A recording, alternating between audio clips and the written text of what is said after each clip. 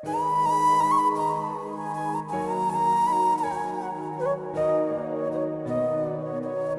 गांव में रामू और सीता नाम के बुजुर्ग दंपत्ति रहते थे।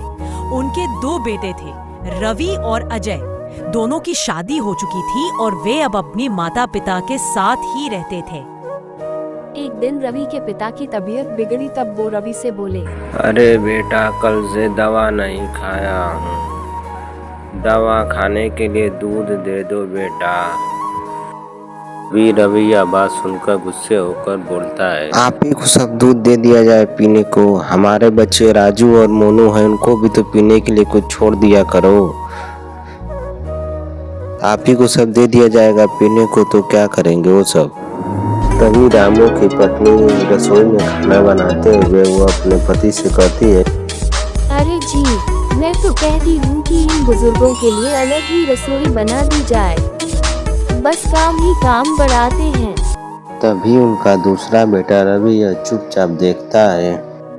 इतना सुनकर रवि अपने बड़े भाई से कहता है कि भैया, हमारे मम्मी पापा हमारे लिए ही तो सब चीज़ छोड़कर आए हैं, इस हाल में हैं, तो इतना तो हमारा फर्ज बनता है कि हम माता पिता की सेवा करें। इतना सुनकर अजय बहुत गुस्सा हो जाता है और कहता है कि तुम ही सेवा कर ले, मेरे को मत सिखा। रामू और सीता को अब घर में बोझ समझा जाने लगा। एक दिन रवि ने कहा,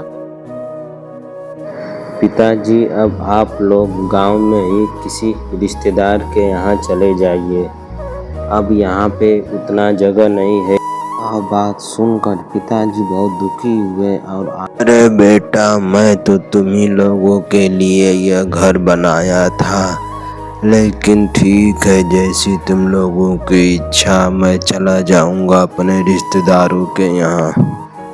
अभी रवि पुरानी गाड़ी में बैठाकर अपने माता पिता को वह गांव के पास के शहर वाले गांव में उनको छोड़कर चला आता है। अरे बेटा, ये टोकरी किसके लिए बना रहा है? पापा पापा, ये टोकरी मैं आप लोगों के लिए बना रहा हूँ। अरे बेटा, क्यों? पापा, जैसे आपने दादी और दादा को गाड़ी में बैठाकर छोड़ा है ना, वैसे एक दिन मैं भी आप लोगों को छोड़ूंगा। यह बात सुनकर सन्नाटा छा जाता है और रवि की आंखों में आंसू आ जाता है। और अपने बेटे की बातों को सुनकर अजय को बहुत ही पछतावा होता है और अपने पास के रिश्तेदार जाकर अपने माता पिता से वह मिलता है और अपने माता पिता से क्षमा मांगता है। और क्षमा मांगने के बाद वह करता है, पिताजी चलिए हम लोग सब लोग घर पे मिल के रहेंगे।